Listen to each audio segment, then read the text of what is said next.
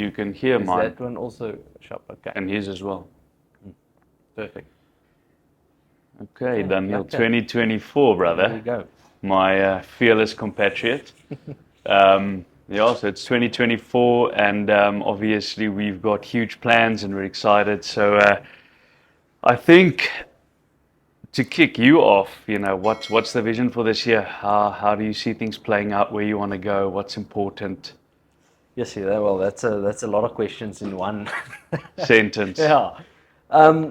Listen, I think 2024 is going to be a big year, and obviously every year we think this year is going to be a big year, which is a good thing. Yes. But I really think 2024, and we're moving towards, for instance, if I talk just about South Africa, we're moving towards not reformation, but we're moving towards a better South Africa.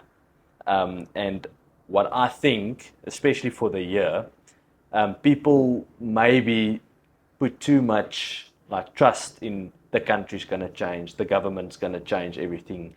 All of that's going to get like overnight better, but they forget that they need to, for instance, we at the beginning of the year, we kicked off this year with a rapid pace. But for me, it's like, what's the things that you do personally that's going to make the change?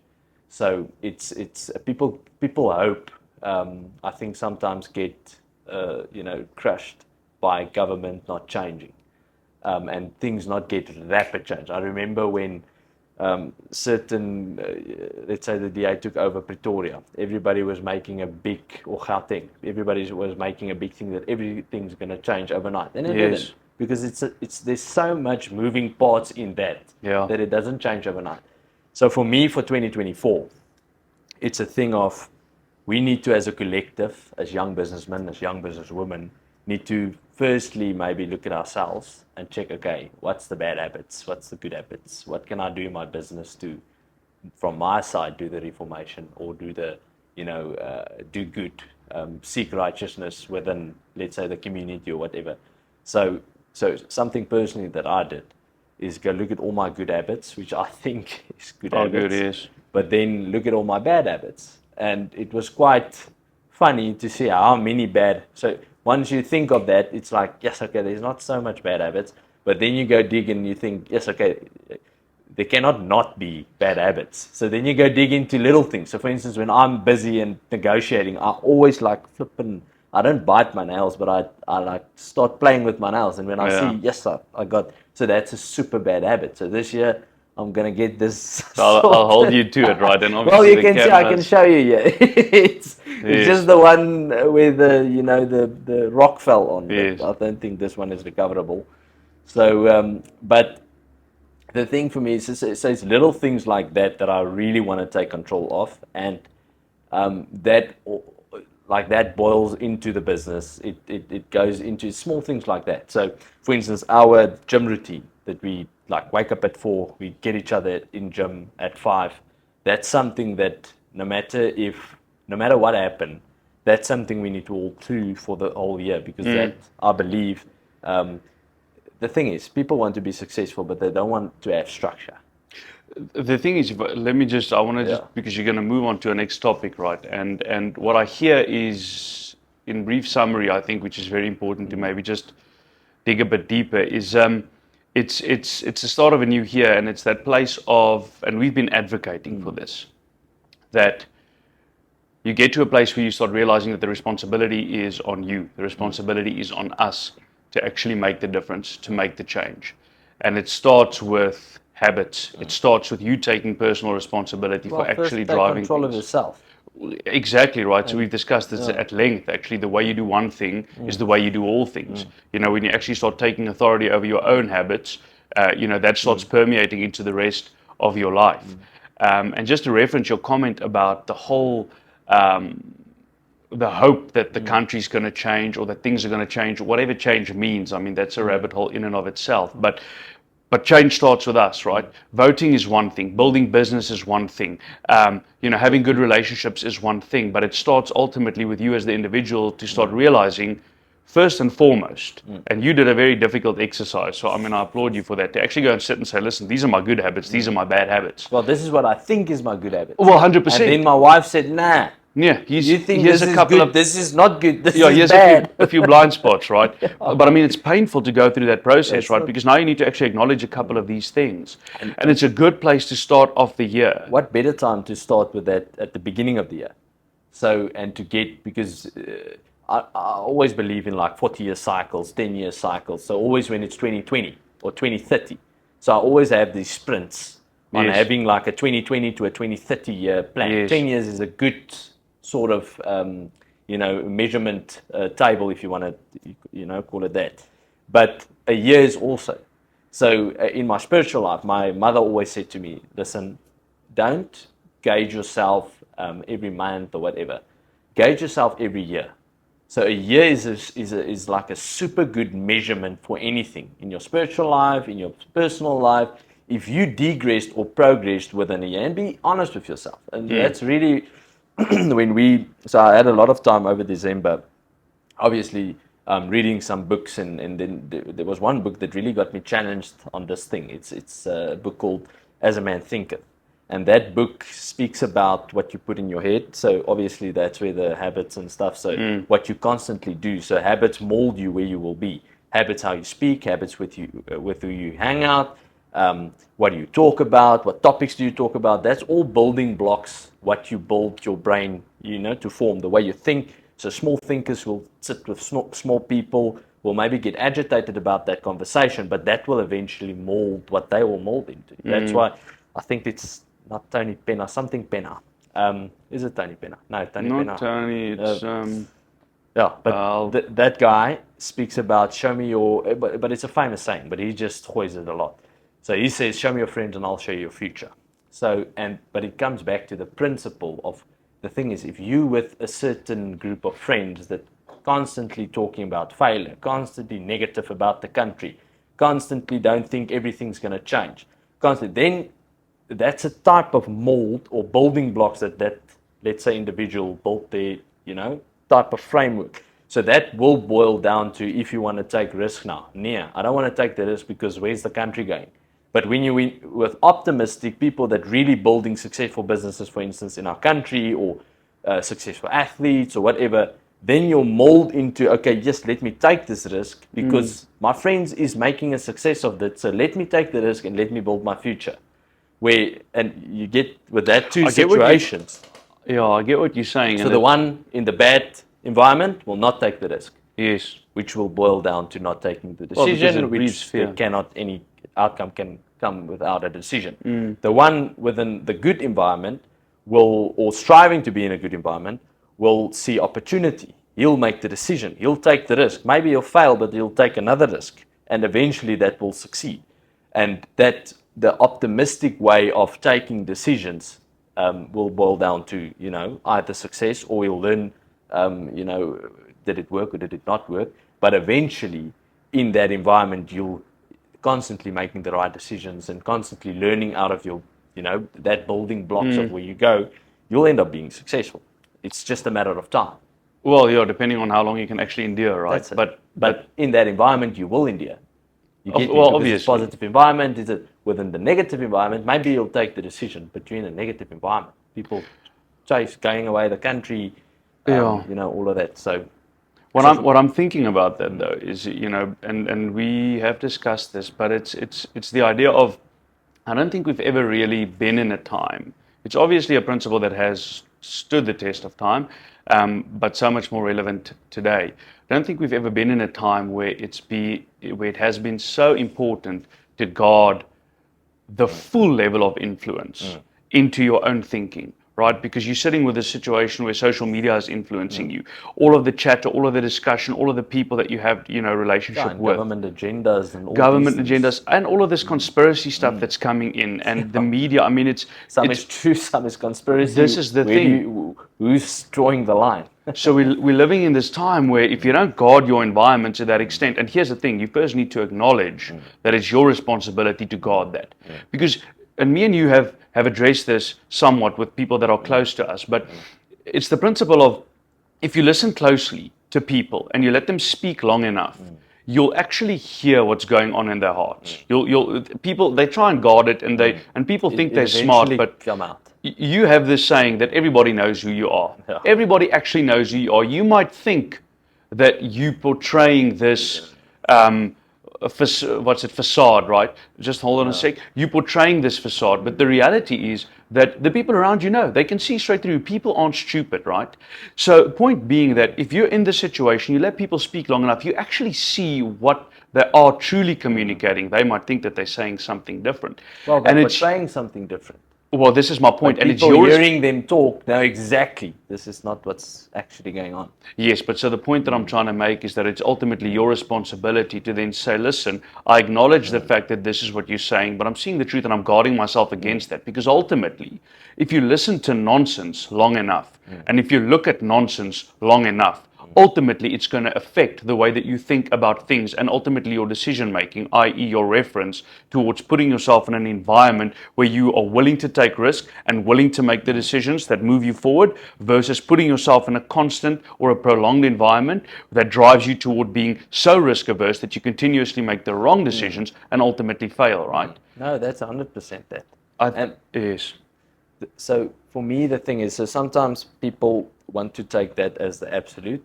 And there's a lot of, there's a lot that happens up until that point. But the thing is, for me, it's almost like a challenge. Again, we like to challenge our audience.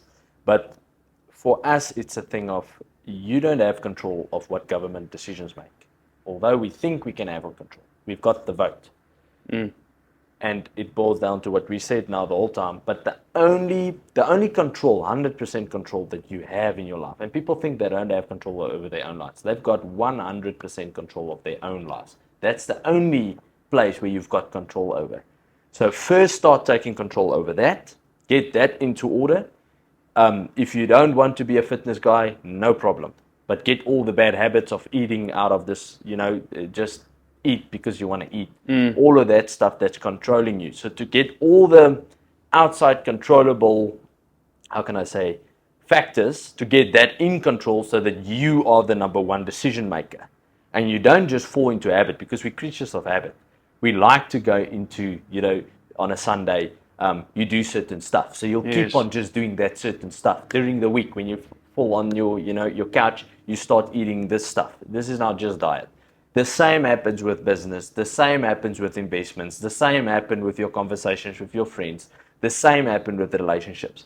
So take control. So this, I think, and this is again something that I'm advocating quite, in my life and our household, is to take control over our life 100% and actually to try to take control of it. Maybe we're not going to be 100% correct in every single phase, but I try to not, for instance, if I don't want to take a cold shower, I'll force myself to take a cold shower just to be in control over it, because my body wants the warm shower. I'm not going to allow it to happen.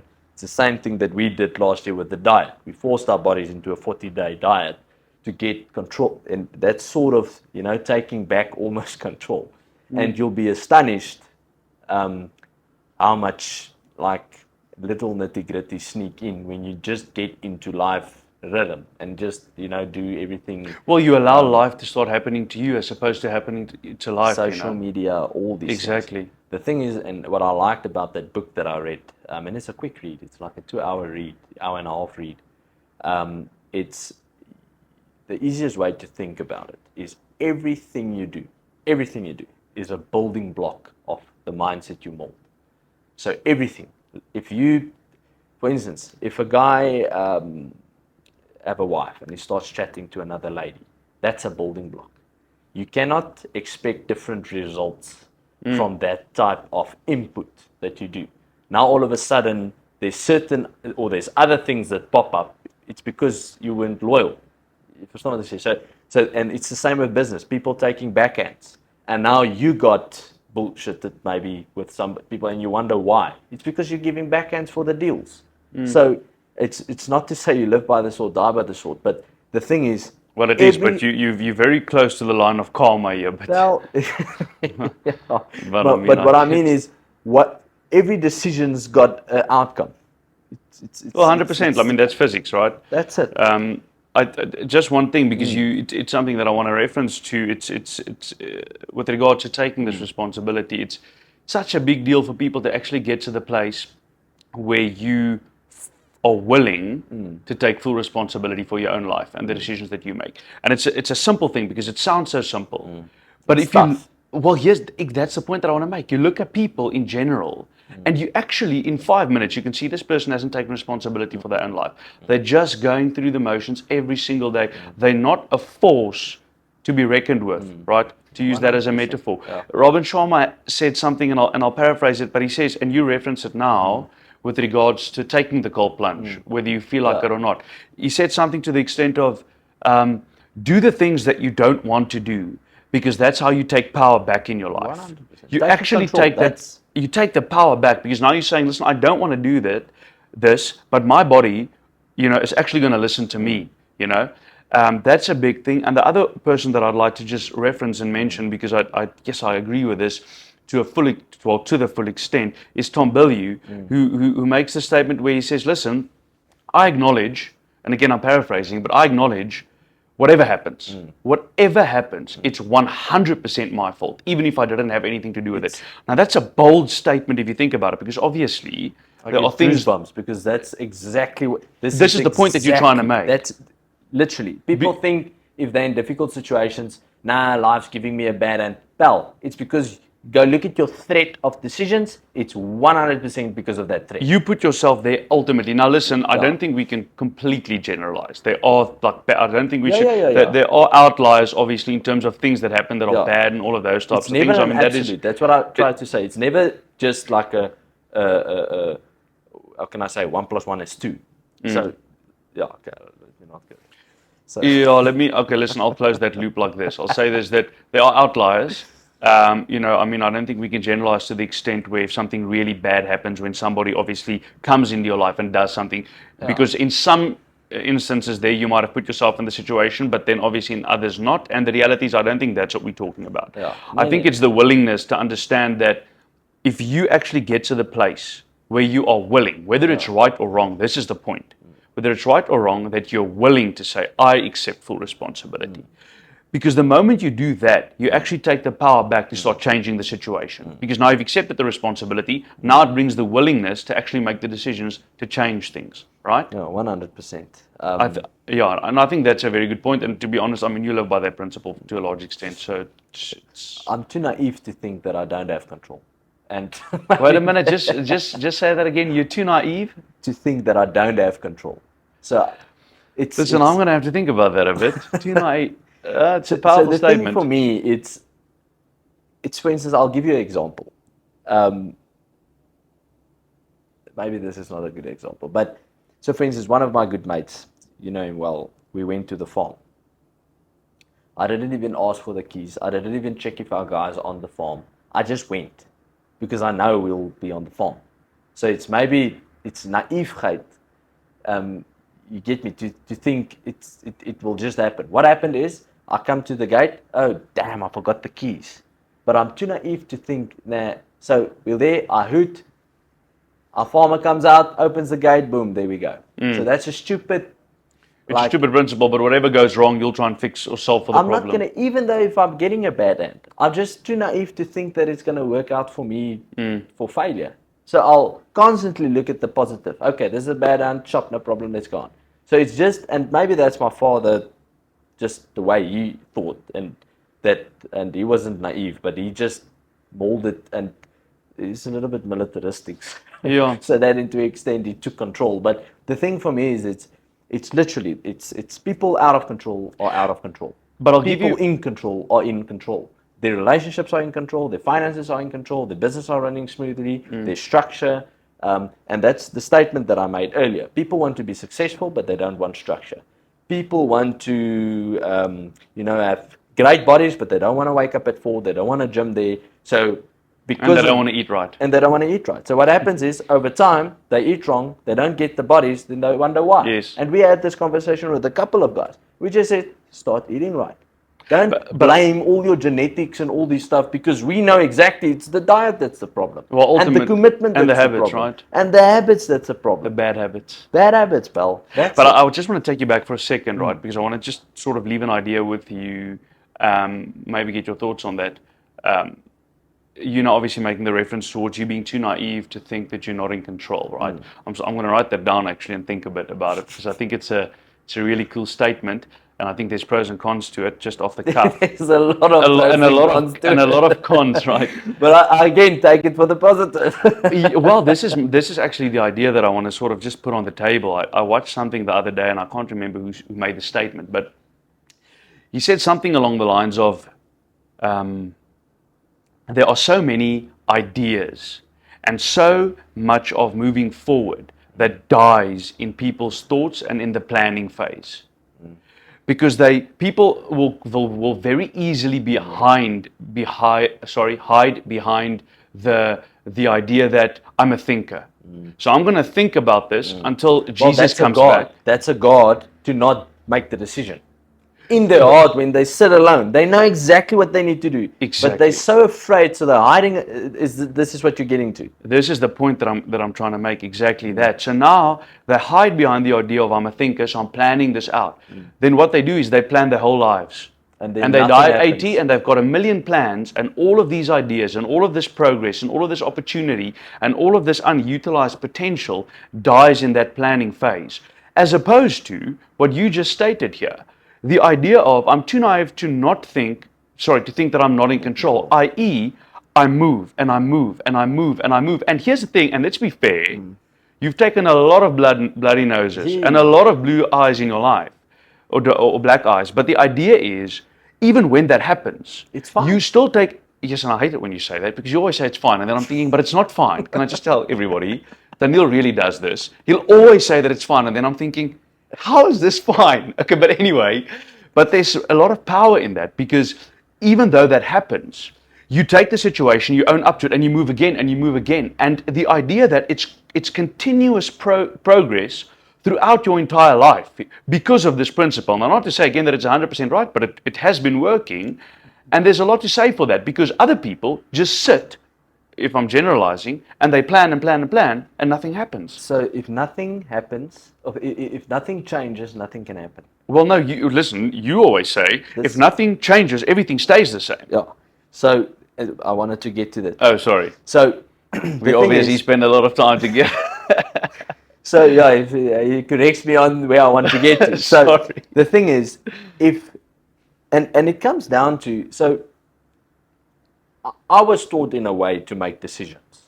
That's the way my father built his business. That's the way he taught me to, get momentum.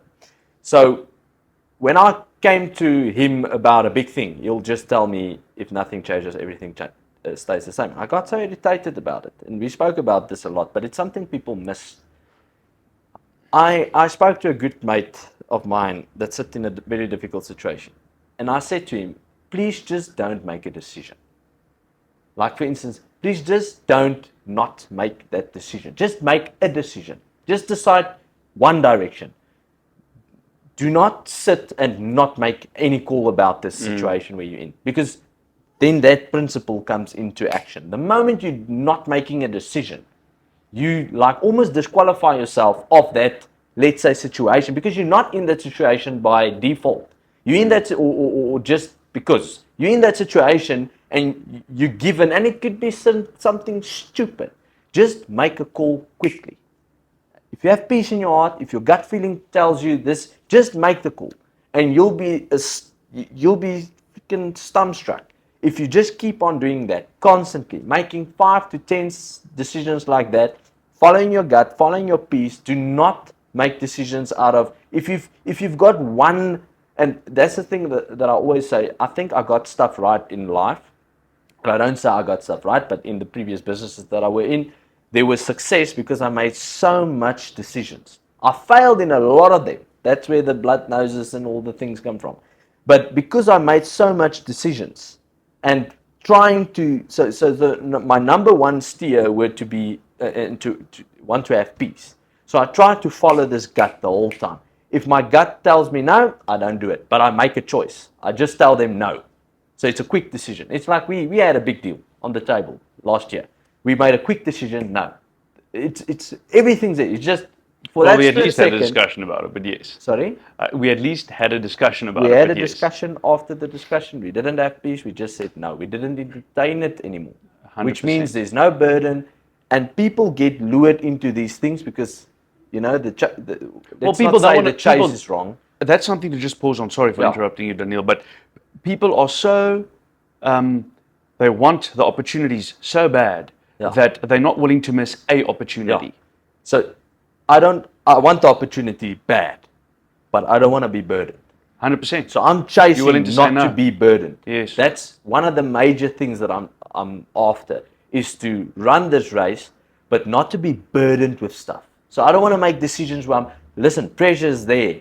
No, but burden and pressure is different. Different things. People I sometimes agree with you. think that the burden is pressure. So now they're burdened, now they need to make the decision. So Yes. now they convolute the two things with pressure.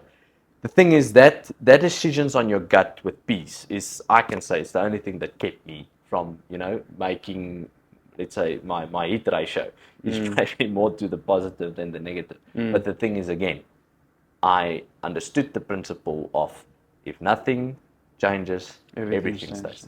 Let me ask you about this, because even for me, this is a question. I think it's around this whole idea of being willing to take responsibility for everything, and then obviously the willingness to then make the decisions, because they go hand in hand. But in that, how do you think about the principle of maintaining a teachable heart? Because if you're constantly just taking responsibility for everything and constantly just wanting to make all the decisions, how do you maintain a heart that says, listen, but I'm willing to listen? Is it because you put certain people around you that you actually respect and admire to the level, or honor to the level where you know that if they talk, you will listen? But there's also a bit of an element of humbleness in that, because you need to be willing to actually listen to people. Is one of the biggest things. Because you get what I'm saying. Ambition with this, if you take the soup of ambition and willingness to make the decisions and responsibility and all of those things, it can very easily get you into a place of difficulty, The most dangerous place, I believe, and again, I think I need to go back again to my father teaching me this. But I've seen this with my own eyes, literally. People that were humble, money brought to the surface that were always there, just brought out that sort of characteristics and whatever. And the moment people, listen, the word says to us, pride comes before the fall. Done. It's not, don't try to fancy that. Imagine living a life filled with pride. Well, pride comes before the fall. That's it. When you fall, I think the problem is people don't understand timing for us and timing for God, not the same. If God put a principle in place, it's in place. Don't try to play with that. And I think Patrick B. David said this video where he says he wants to make it public. The number one thing he fears is losing his fear for God. No. He said, so we must talk about this because this clapped me hard. But he said his biggest fear in life is losing God's favor. God's favor, yeah. But again, that comes down to his fearing God. Yes. Which he fears the principles. He's a God-fearing man. Yeah, which means he fears the principles that God put in place. So, and it's not to fear the principle, but it's having that total respect for God's principles that he put in place. Because you can try fancy principles, pal. You can try, it's like ungodly people follow godly principles. They become successful because God cannot go against his word. And I don't want to go into this thing, but this is super, because if you're not humble, pal, the word says pride comes before the fall. So if you're going to be prideful and you're not going to be humble, you don't have an open spirit to listen, you're going to fall. When you fall, there's Marcus Jooste, there's Bernie Madoff, Epstein. Don't think for 1 second Epstein wasn't at some phase in his life on top of his world. Well, when he got all that. A very wrong world, but yes. Wrong world, but no, he was convoluted because remember, money with a metric that that the world measure him being successful. He's Sure. not successful. He's in jail now, dead. Maybe not dead. I don't know. There's a lot of conspiracy around him. But the thing is, at one stage, he was successful. But because he violated principle, he fell. It's principle, pal. It's the same with all these high rollers that, let's say, bullshit people, and then they fall. Eventually they fall, pal. It's with everybody like that. That's why seeking righteousness in business, doing the right thing, looking after your people, not making money at the expense, there's a fine line. You cannot pay everybody 200K a month or 100K or 50K. It cannot happen. There's a tier. Sure, But business is business, and you need to be valuable in the marketplace, right? And back to your question, humbleness. Humbleness is the number one thing. If you close to listen and get wisdom from other people and to learn from other people, you're not going to listen to God. You're not going to listen to the principles, because you become your own God. You become your own, and that's the risk of taking control over your own life. Is because, remember, we are built to be, or we are, how can I say? We want to be a God. It's in we want to be kings. We want to be, our strive will always be to be like God. So I can say that's why people always try to control other people. And that's why it's so important to have some, or not some source, the right source in your life that governs your heart. Because that's the only place where you will be in true humility and to truly submit under something. And that's why we need to read the Word. The Word tells us exactly how we need to do all these things.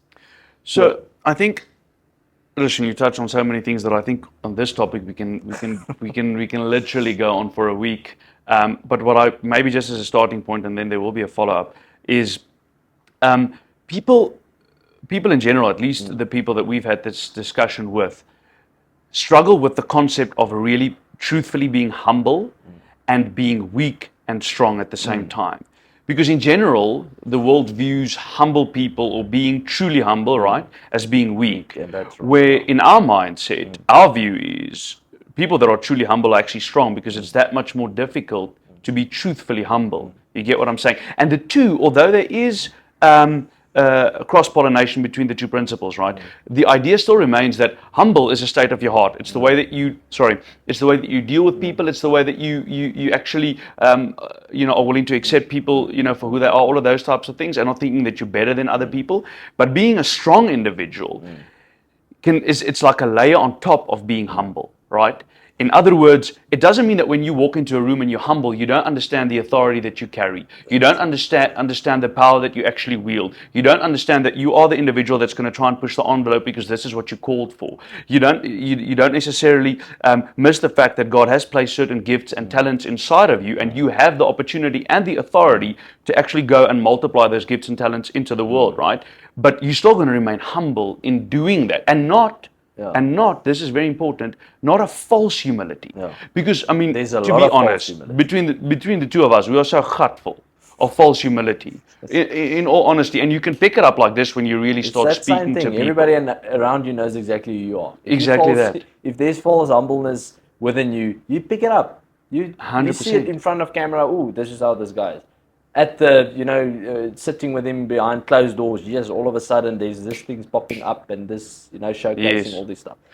Sorry, Dan, can I just mention something, because I want to actually push you on this. So for me personally, getting to that place where you actually do that introspection, which is difficult in and of itself, right? But where you get to the place of saying, but listen, I need to humble myself. And then you actually get to the place of, but I want to humble myself, right?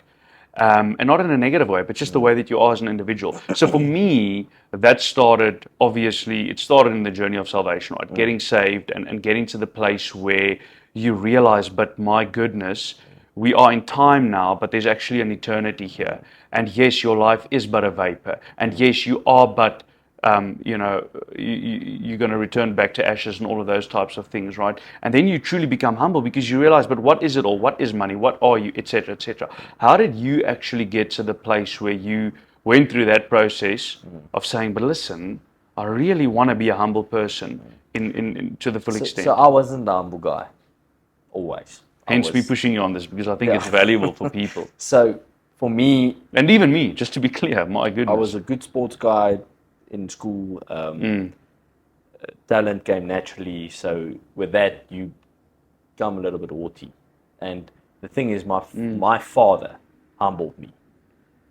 So there was, you know about the stories. I'm not going to tell those 3 stories, but there was 3 incidents that happened where he asked me not to tell people. It was a deal between me and him, and because he's so diligent in what he do, he took away certain things from me, but not for a week or 2 weeks. So the first one happened when I was 4 or 6, somewhere there.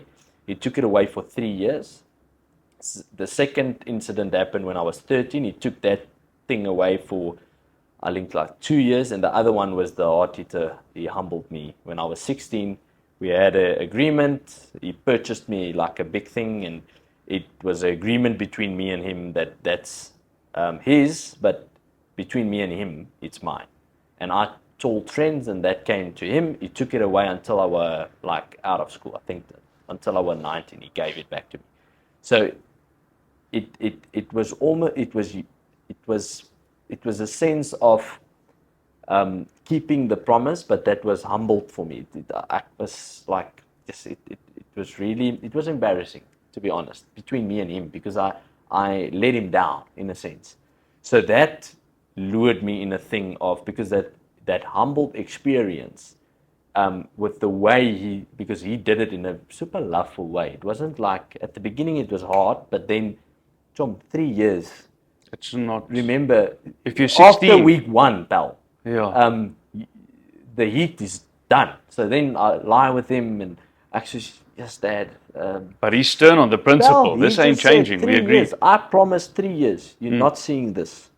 For 3 years, you won't see this, and that's how it worked. So that learned me a lot of to keep to it. But that journey led me to, let's say, and I grew up in a Christian house. My mother always yes, well, I was a little bit of a busybody when I was young. So you still are, just for the record. Yeah, but in a good way.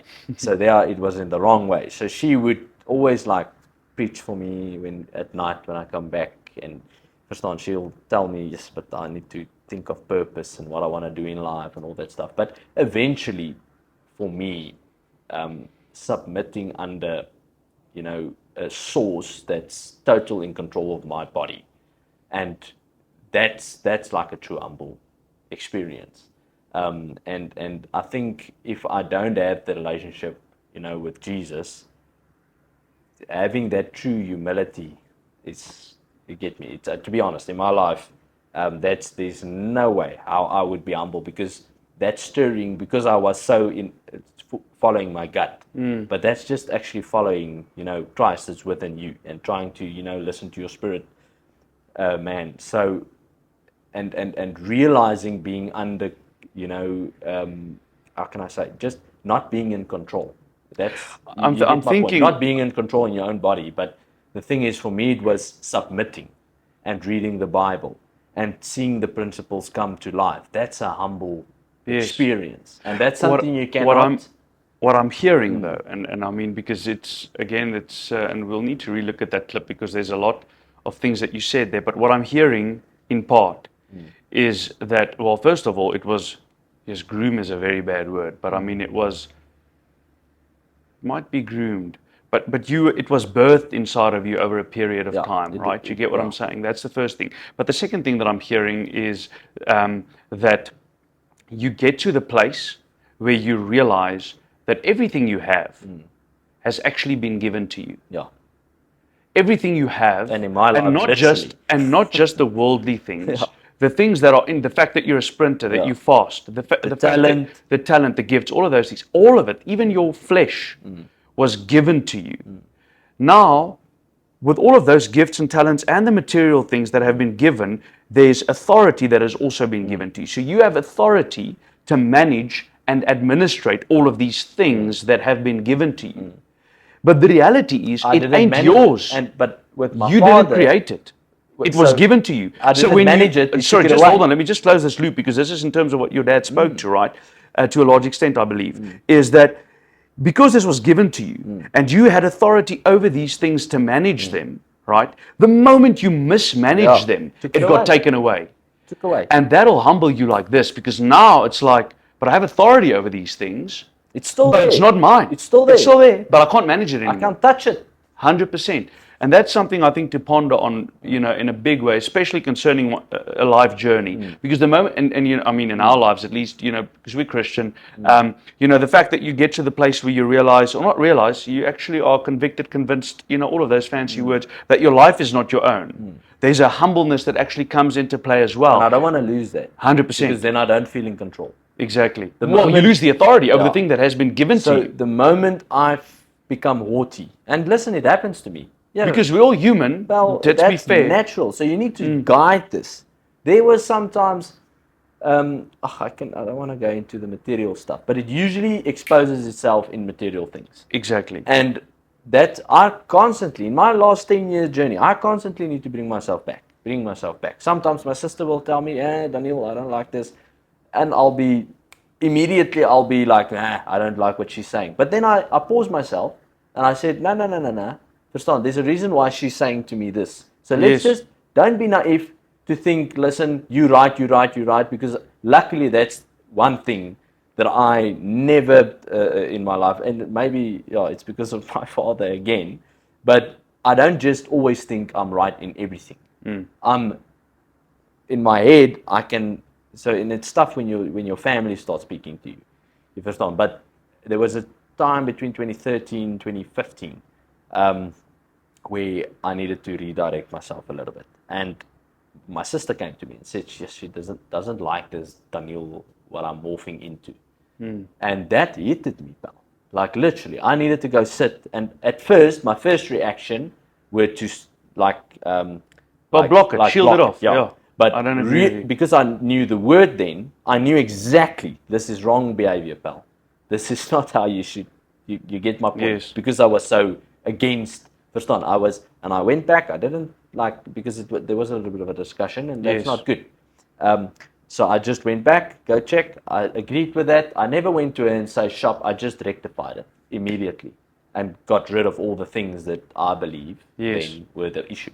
But the thing is just I said to this one pal of mine, I said to him, you can bullshit everybody in life, but just don't bullshit yourself. That's if we can get to that point where we are truly honest with ourselves. So we don't need to tell everybody what's in our life and all these nonsense. Everybody struggle with things. But bullshit everybody. Put up the strong face. You get me? If people ask you, are you well? Tell them you are well. But just don't bullshit yourself, because time will go past and you'll be unwell for 10 years. Because you don't want to acknowledge that one thing or rectify that one thing, because there's, bullshit thing going on, because you don't want to accept it. You don't want to accept that thing that's wrong. Yes. And it's usually one thing. You change, you go on. And that's why it's so important. Sorry, Stephen. That's why it's so important for me at the beginning of the year. And Peter said it last year, go find yourself a rock. And it's not to say that I found myself a rock. I went to a tree. But it worked for Newton, so. So I go sit under a big tree on our farm, and usually I just go to the farm alone. And what I do is I just literally go do a check. I write down what I think is good. I write down what I think is bad. I try to see what can I add to my good list. What do I want to add to my good list? What do I want to take off these bad lists and move it to the good list? But and that worked for me. But it's part of the journey not to bullshit myself. The only thing that I'd like to add to that is, because I agree 100%, is something that does make it easier, because it's not easy, is to also go through that process in life. And I mean, not that we're old, but we have. I actually mentioned this to my father the other day, and there's this country song. I'm not going to reference the full song now, but it just says that something along the lines of you don't get a second chance to make new old friends.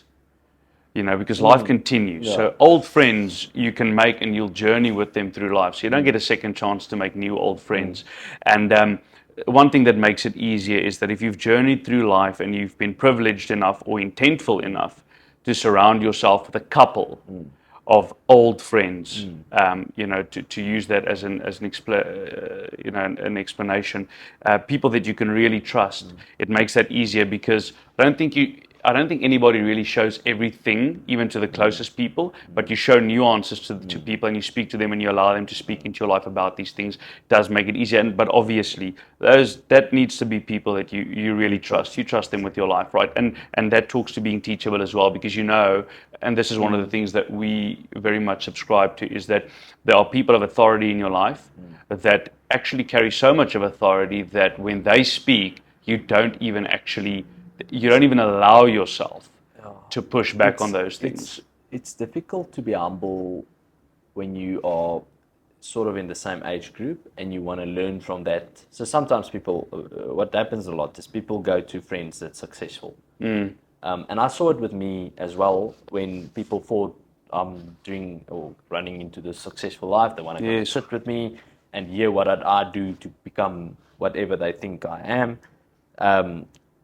And there's still some form of, when I say something, and I know, I'm talking principle, I don't talk Daniel's opinion. It's not you that's speaking, you're speaking, for example, out of the word or something to that extent. I'll give him them principle. Yes. Follow this principle guidelines, you'll be successful. Nah, but this. So that's where the guard comes up, because it's a hard truth or whatever, because I'm young, they don't receive it, okay? If I was 74 years old, same position, same flippin' guy, 74 years old. Tell that youngster that. They'll shut up and they'll do it. Yes. So, and in my life, I try to get, and it's just, we saw it in our business as well. So I was seeing a lot of older people. So, I was young when I got into the business world with our group, and I was seeing a lot of older people. And it was difficult for me to break through to them. I needed to show. So I needed to work with them 2 years, 2 weeks, and then only they'll listen. So it wasn't like, do this and you'll be sharp. Although that's exactly what I got them to do, but I needed to work 2 weeks with them so that they can see it's working. So it boils down to the same thing. And that was some sort of tick in my life as well, where I understood that principle. People don't trust before they see in younger, people. So then I got I went on this journey to search for all the mentors, but I knew I'm not going to have 5 or 6 or 7. Okay.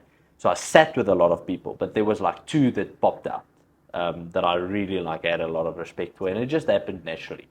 But that's one thing that I can, for instance, try to encourage people to go after, is to get a mentor that's not emotionally involved, that doesn't want to measure with you. A 70-year-old guy cannot give a damn. In fact, they just want you to succeed.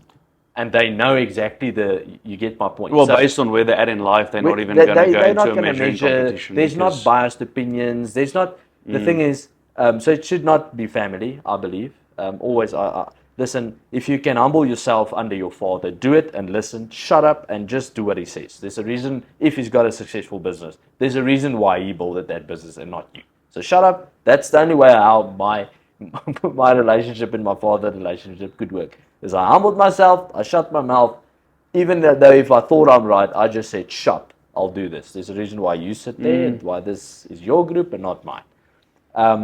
But to get older, 30 years older than you, a mentor which you can listen to, humble yourself under there, that's a good start to experience humbleness.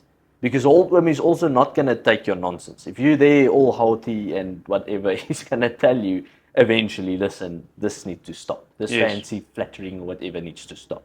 Because this will get you into trouble. Yes. My mentor said that to me once. He said to me, this flattering and this, big talk and blah, blah, blah, stop with this. Be true to what you need. It's always nice when they don't play around. They just tell you straight up, stop it. Yeah, you were in one of the situations. Yeah, you can. The one day when we pitched him a big idea, and he just. Yes. Yeah, listen, maybe we'll share that detail someday. But I mean, we went in. We had this really great business idea, and we were going to get funding and all of this type of thing. And we about 30 minutes in, I think the blood was gushing out of our noses. It was a tough one. What I want to say is just on that, age is one thing, and the willingness to actually put yourself under authority, that's another thing. The third thing for me that has always stood out in this is, well, just you mentioned something that it happened naturally. It does happen naturally, but I do think God has a big play in this, putting the right people over you. And you need to trust that. Well, and you need to acknowledge that, Yeah. right? This is the thing. You need to acknowledge certain people in your life that you realize, this person carries real authority, and I'm going to submit under that. Sorry, I just want to get to something. And that's actually sort of the fourth pillar for me. And that is being able to discern the substance that people carry. Yep. These days, to be really honest, and I wanted to probe you early on this, just regarding social media and all of the influences. People look up to so many people out there in the world that knowingly or unknowingly, they sort of submit under their authority, because they look at this individual and they see glitz and glam and Lambos and Rolexes and all of these fancy things and the private jets and all of these really cool material things. But here's the question. What substance does that individual carry? And if they do carry some sort of substance, what authority do they truly have over your life, right? It's a big deal, because how many people have we sat with and it looks like you're going to meet a billionaire, right? And you speak to them, and just to use that as a material reference, but you realize very quickly there's zero substance. Zero substance. Quick one, if you can answer this, because we are running out of time. How do you, and I know you're going to speak to your gut feeling here, but sorry, I didn't actually mean to even go there, but how do you measure substance? Because you do this really well. You really do. When you sit across somebody, you'll pick up on substance in an instance. I leave them to talk. And I like to chip in and probe stuff. But the longer people talk, the more I can hear the depth. Is there depth? Are you just trying to gooi here, or is there depth? You can, and my experience is unique. So there's certain things where people can be smart. I know that for a fact. So there's certain basics that I learned, and I know because it's been tested in my, let's say, business career. But I leave people long enough, and then you can quickly hear. It's little things. And we've been in a couple of these where 10 minutes in, you're difficult. It seems like, yes, there's going to be. And then 30 minutes, boom, you realize, yes. There was one guy, I don't want to now go there. But the thing is, I will say this. There was one guy that came to us. He wanted to do business with us, big business guy. At the end of the meeting, he almost pitched himself to work for us. And I was like, okay, this was now not, you understand? And that's a good example of there's no depth. It's opportunistic. But it's for me, I leave them to talk. I leave them to talk and obviously trust my gut. Yes. But I listen for specific things. And it's difficult to tell you now, yes, I listen for this, I listen for this, I listen for this. You can hear it. Let them talk long enough, you'll hear. There's experience involved as well, right? You do build a gut feel. Obviously, the Holy Spirit has got a big role to play there, or not. He doesn't have it. He plays that role. Well, I allow him to play that role. Oh, yes. Okay. Well, listen. That's the statement. You allow the Holy Spirit to actually play that role, and your. I mean, listen. We can talk to. Let's not go to that investment, but. Our gut actually did come into play there, and we got out of a really tight situation. Very briefly, maybe just to close off, this has been an exciting chat, but very briefly, I think, or not briefly, if you so choose, something that we are driving, and there's no intent other than to just sort of get to a truthful statement here. We're sitting in a situation in the country and in the globe, as a matter of fact. I mean, I heard this statement the other day. We haven't verified it, so we'll just need to fact check that. But I think there's 40 countries going into elections this year. Patrick B. David said that he coins this year the year of chaos.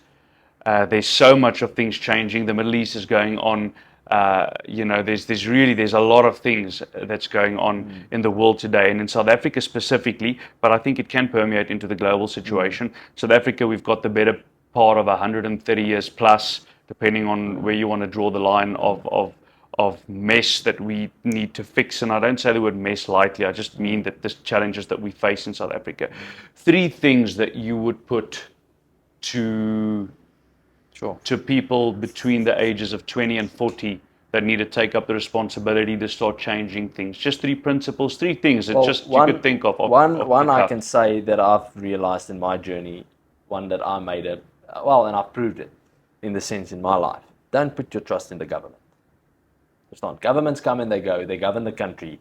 That should not be your number one measurement. Why are you in the country and why you leave? Yes, it's a major thing, but that's for, okay, let me not go into detail there. Put more trust in yourself to guide and, because in a difficult situation, my father built a huge company. I can tell you how many. You work for a guy that built a huge company in the difficult times. It's people that didn't, and not huge companies, built a successful life for himself, got his life, together. In order, yeah. Everything within a country that were digress and that were chaos in the. So don't put too much hope in that. Although, well, in other things as a whole, right? Yeah. But take up the baton. Take up the baton. Take control of your own life. Got you. That's one. You got 2. That's one. So the second one is really, it's our February. I'll tell you, we've got this thing that we started that every single month we got a theme, and our February theme is don't half-ass it. Just don't flip and half-ass your efforts. Glad you said flip. But yes. The thing is, don't half-ass. People want to be successful. They don't want structure. I said that before, but they half-ass their efforts. They not half-ass effort, half-ass result. Flip a bell. That's why I'm not in my father's family business anymore, because I needed to make a decision. If I'm going to go this route and I half-ass my, the plan that I think God has for me, my gut feeling, I follow my gut feeling, I could have half-assed it. We had that breakfast that morning. I said to you, I'm going to go out. The thing is, because I cannot half-ass my effort. If I'm you chases 2 rabbits, catches neither. That's it. And a half-ass effort get a half-ass result. Result. And 3. Number 3 is I would really like all our let's say not catered. Let me not go there. I would really like the young professionals that's outside of our country to have a contingency plan. To come back to help us with this, not say mess, but and that's sort of a challenge. That's not a personal. So the first 2 is personal. The other one is sort of. But that's power, though. Yeah. To listen. We started this podcast to say that the professionals need to come back to our country. We don't care. Listen, we're visionaries, and not to say visionaries. We built our own businesses. We've got a 20-year plan. Johan Rupert studied for 10 years in New York. He built a huge, his father built a huge business. He built quite a couple of successful businesses in our country, globally. He were 10 years there. So we don't mind. And not to say that we the ones that will approve or not approve. But we challenge the guys that left the country, that's professionals, to say, have a contingency plan to bring that expert, that connections, that know-how back to our country, so that we can stimulate this economy again, and to stimulate it, not stimulate it, to proper flip and stimulate this economy, because we are the gateway to Africa, and we are, if you can look at, the smart people that comes out of this country, it's sad for me that we are in this situation, business-wise, not government-wise, business-wise, GDP, all of that stuff. Where we are at. And I'll not to add to that, but something that I want to mention, and that's maybe to the big dogs in the country. Go get those people. Yeah. Actually bring them back. Pay them good salaries. Give them opportunity to actually come back. Because that's the one thing. That's the reason why they leave. 100%. So stop this nonsense. Of not appointing the best people, of not actually doing the things that you know in your heart to do. And go headhunt those people, bring them back to the country so that we could start driving the agenda of building the nation. Everybody needs them. It's not just us. Exactly. Everybody in the country needs the young professionals that's sitting in Manhattan, Duitsland, Netherlands. Yes, the Netherlands. My goodness. Like half of South Africa. Let's not go there. Yeah. My 3, just quickly, that I'd like to share. was thinking whilst you were speaking, is the first one, I think, and it affects, I think, all people, 20 to 40, all people in general, but towards our audience predominantly. Get yourself to a place where you are fearless. We've never lived in a time where fear has become such a challenge for people. Fear and anxiety, you see this all across the board. And don't think that it's not, I don't want to say that there's no intent, that it's not an agenda that's being driven. I don't want to get into all of that nonsense. But if you allow fear to come into your life, it'll drive every single decision that you make, and you will not be able to be successful if you're constantly driven by fear. And our country needs people that are fearless in the right way. That's a big thing. Don't allow fear into your heart. The second thing, just quickly, is there's no place for selfishness anymore. It's not about me or you or any individual per se. We've got a small window of opportunity, our generation, to make a hell of a difference in the world and obviously in our country. If you're going to be selfish about anything in your life right now, it's not only you who's going to pay the price, all your peers, all the people in our country, all the people in the world is going to pay the price. Selfishness cannot be allowed. If you see selfishness in your life, get it out, right? And the third thing, just, is getting to the place where you realize that you, us included, need to carry a spirit of excellence. Yeah. There's never been a time where excellence has been required as it is required today. If you're going to half-ass something, you're going to get a half-ass effort. And let me tell you right now, the world is in a place where half-ass results is going to lead to a disaster. We need excellence. If it's excellence in everything that is done, every second of every minute of every hour that you do something, carry a spirit of excellence so that we can get excellent results, because that'll build up to success. And listen, it's not about us. It's not about you. These are things. We've been flushed into this situation. The world, South Africa, Africa, all of us, this generation, we are in this position. Yeah. If we're not going to start doing these things and understand that it's actually not an option anymore, Yeah. guys, we are leading towards a disaster. So those three things are for me important, and let's really take up the baton now and start doing things to build up what needs to be built up. Okay, sharp. That's it for episode, I think, 12. What episode is it? 12. 12. Sharp. Praise God. Cheers, guys. Cheers. There we go.